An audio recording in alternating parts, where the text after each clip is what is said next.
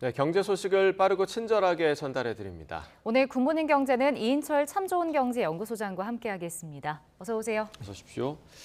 자, 지난주에 소장님이 실리콘밸리 은행이 변수가 될 수 있다 이런 얘기를 해주셨는데 결국엔 파산을 했습니다. 충격을 주고 있는데요. 이 제니 옐런 재무장관이 구제금융 고려하지 않고 있다 이런 좀 자신감을 좀 내비쳤습니다. 그렇습니다. 네. 이게 실리콘밸리 은행이 전 세계 금융시장의 블랙 먼데이를 제안하는 게 아니냐. 지난 주말 전 세계가 굉장히 긴박하게 움직였습니다. 실리콘밸리 은행에서 나온 것처럼 이게 1983년에 미국 캘리포니아주 이 산타바바라에서 설립된 그 IT 기업들, 플랫폼 기업들의 돈줄 역할을 해왔습니다. 40년 넘게 이 은행이 이제 대중 스타트업 기업만 해도 3만여 개, 전체 IT 기업 그리고 바이오 헬스 기업들의 한 44%가량이 고객입니다. 자, 이렇게 급성장을 해와서 지난해 말 기준 이 보유 자산만 2천억 달러, 우리 돈으로 약 277조 원이 넘는 미국 내 16번째로 큰 은행이에요. 근데 미국의 연준이 뭐 가파르게 금리를 올리니까 보유했던 채권의 가격이 급락합니다. 이걸 빨리 현금화하려다 보니 헐값에 매각하게 됐죠. 그러다 보니 소리 소문 없이 혹시나 이제 예금주가 대부분 이제 벤처기업이기 때문에 야 우리가 맡겼던 돈 위험한 거 아니야? 한꺼번에 빼내는 이른바 뱅크런이 나타났거든요. 지난 주말에만 한꺼번에 420억 달러예요. 55조 원. 전체 자산의 5분의 1이 하루 만에 빠졌어요. 그러자 미 금융당국이 나섰습니다. 일단 영업 중단해라. 그리고 이 제3의 다목적 회사를 세워서 이 자산을 그쪽으로 옮기고 빚잔치에 들어가는 겁니다.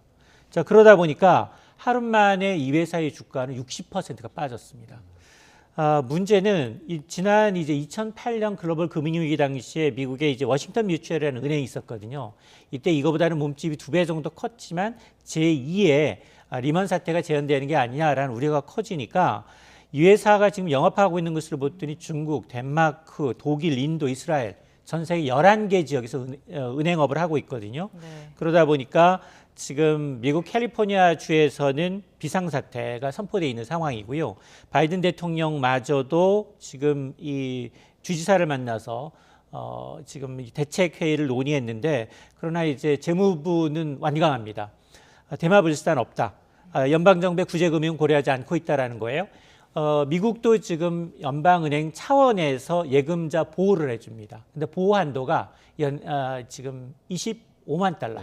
우리 돈으로 하면 3억 3천만 원 정도를 보호해 주는데 문제는 여기에 이제 목돈을 예치한 이 은행들, 스타트업이 너무 많아서 90% 정도가 예금자 보호 한도 밖에 이 초과 예금인 것으로 파악이 되고 있어서 아마 이번 주 내내 아마 큰 이슈가 될 것으로 보입니다. 네, 전 세계적인 후폭풍이 좀 거셀 것 같은데 추경호 경제부총리도 이제 금융시장 변동성과 불확실성이 커질 수 있어서 예의주시하겠다라고 밝혔거든요. 우리나라에 미칠 영향은 어느 정도인 건가요? 당장 국민연금이 지금 여기 걸려 있습니다. 국민연금이 지분이 여기 약 10만 주 정도의 주식을 갖고 있어요. 네. 그러다 보니까 이게 한 300억 원 넘게 걸쳐 있고요.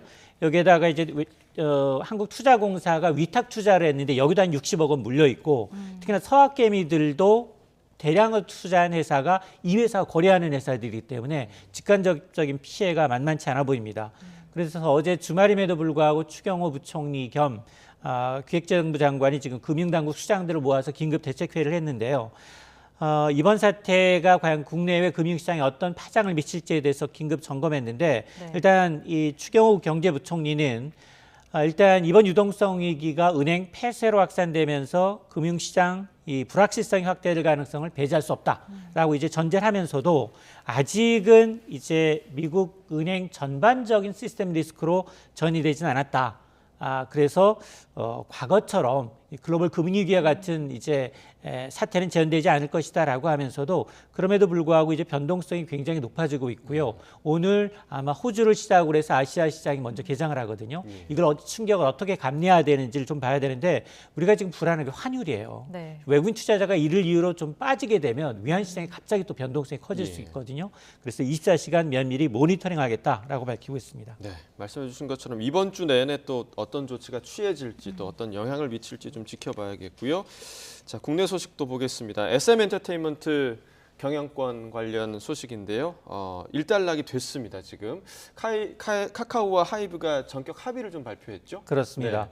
어제 주말임에도 불구하고 이제 양측이 이제 카카오의 이제 하이브의 SM의 경영권을 갖고 그리고 이제 하이브는 플랫폼을 협력하는 방법으로 합의를 했는데 사실 겉으로 보면 이제 그렇지만 속으로 보면 카카오의 승 그리고 하이브의 이제 백기 아니냐라는 평가가 나올 수밖에 없는데 왜 그러냐? 왜냐하면 이제 앞서서 하이브가 제시했던 공개 매수 가격 12만 원에서 실패했거든요. 주식 지분 사들이는데 그러자 이제 카카오가 15만 원으로 더 높게 베팅을 했는데 이게 만일 여기서 이제 하이브가 한 단계 더 높이면 승자의 저주 우려가 있습니다.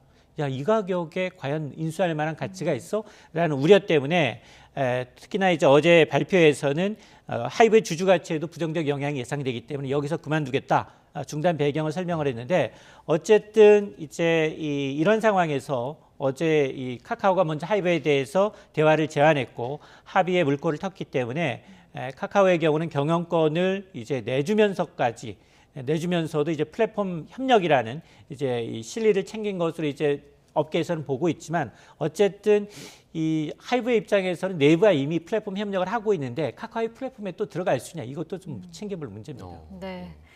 다음 소식은 서민들 이자 부담이 커지고 있다는 얘기인데 저신용자들의 대출이 좀 많은 곳이죠. 저축은행이 금리를 높여서 이자 부담은 커지고 정기예금 이자는 또 낮추고 있다면서요. 그렇습니다. 이 저축은행 이제 중앙은행 소비자 포탈을 보게 되면 올 2월 말 기준입니다.